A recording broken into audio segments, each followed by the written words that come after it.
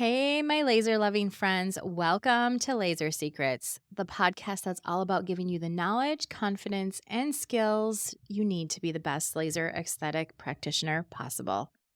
I'm your host, Jamie. I'm a laser obsessed med spa owner, medical esthetician, laser specialist, and passionate educator in the world of medical aesthetics.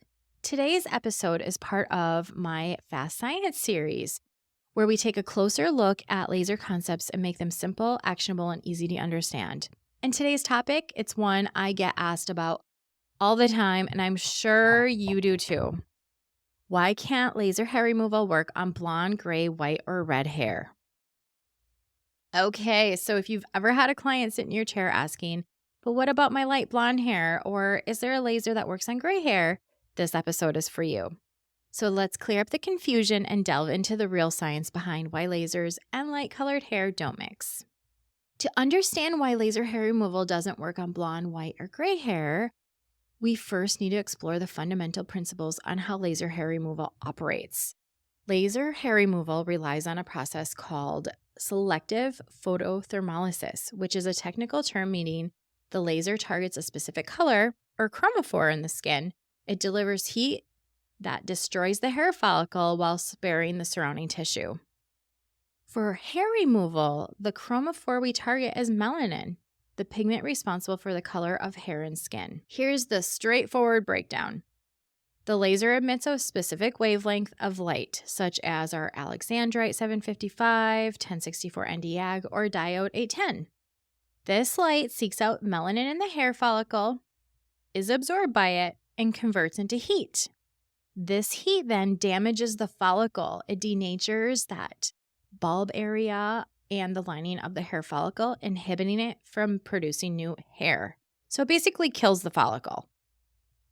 I like to say neutralize when I'm talking to clients, though. It sounds a little friendlier. So what is the issue with blonde or gray hair? Essentially, they lack sufficient melanin for the laser to detect. So going back to our t-shirt analogy, wearing a black t-shirt versus a white t-shirt on a warm sunny day, that black t-shirt is going to absorb the sun's heat and become warmer, similar to how dark hair absorbs laser energy. The white t-shirt actually reflects the sun and remains cool, just as gray, white, blonde hair reflect the laser instead of absorbing it. Essentially, no melanin means no absorption, which leads to no heat delivery, which results in no follicle damage and no permanent hair reduction. So, okay, we understand that for blonde, white, gray hair, but what about red hair? Because red hair does have pigment. Here's the nuance with red hair. Red hair does contain a type of melanin, but it's pheomelanin, not eumelanin. Eumelanin is that black and brown pigment that is super effective at absorbing laser energy. Pheomelanin is a red and yellow pigment.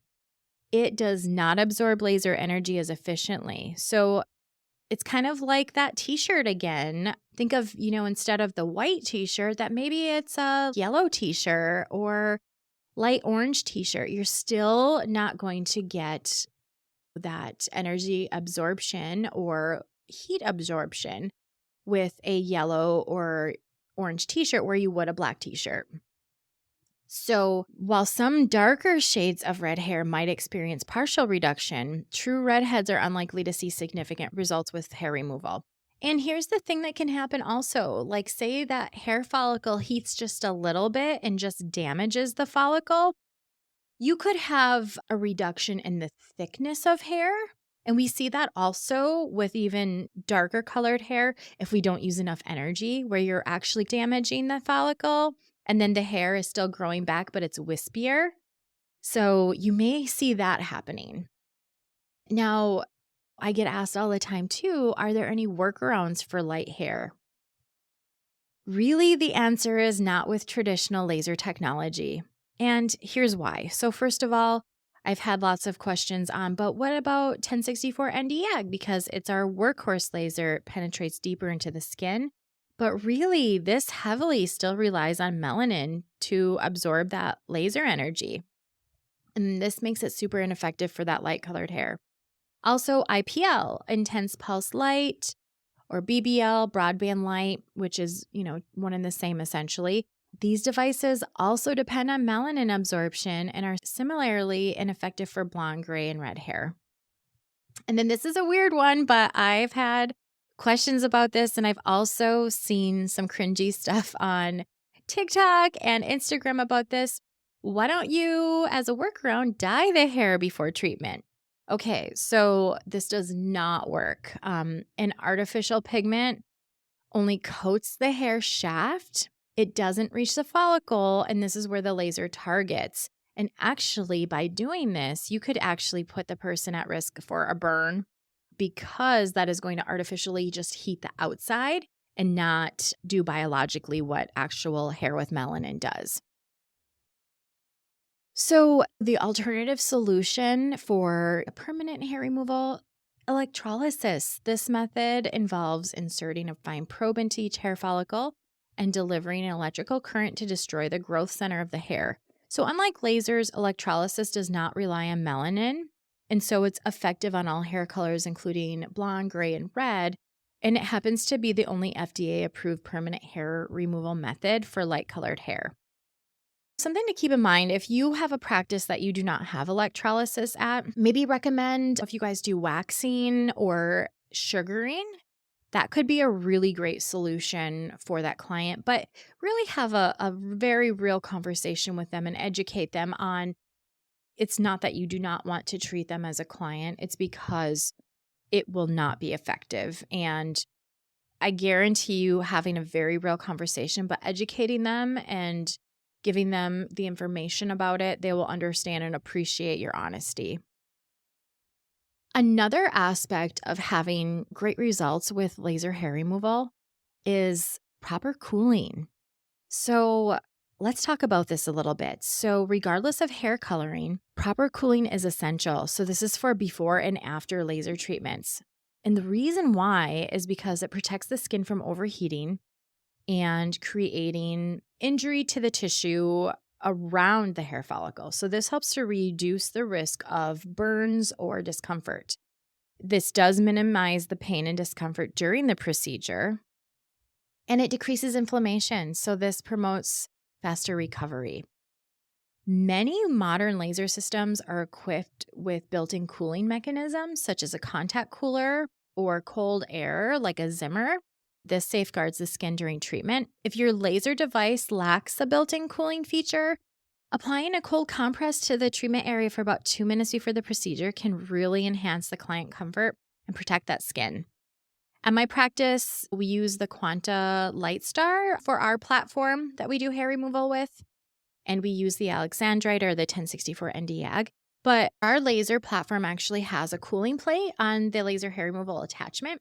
So we utilize that contact cooling along with chilled ultrasound gel, and we get really great results. Post-cooling is super important as well. So immediately following the treatment, it's very beneficial to either apply a cold compress or a soothing gel if you have that contact cooler. This helps to alleviate redness and calm the skin. In my practice, we absolutely love using Elta MD's laser enzyme gel post-procedure. It gives additional cooling, plus has a skin conditioning effect. Also being sure that you're very good with your post-care. So making sure they're not doing any sort of time in the sun right after. We say a week before you do anything in the sun. And even then, like using at least a 50 SPF, 24 to 48 hours for excessive heat as well. So sauna, steam room, jacuzzi, super hot showers, hot yoga, things like that. And just being nice to their skin. No sugar scrubs, salt scrubs, anything like that. But really, when you're advising well on post-care, using that cooling, you're going to have a really great effect. Because really, we want to treat as aggressive enough to have a great result. Like I said in my last episode, safely aggressive is always the goal. But making sure you're using super safe settings as well. Test those settings out on yourself. Test them out on other team members. Making sure your laser is calibrated effectively as well. All of this will make all the difference. So, my laser loving friends, that wraps up today's Fast Science episode on laser hair removal, and I hope it's been useful.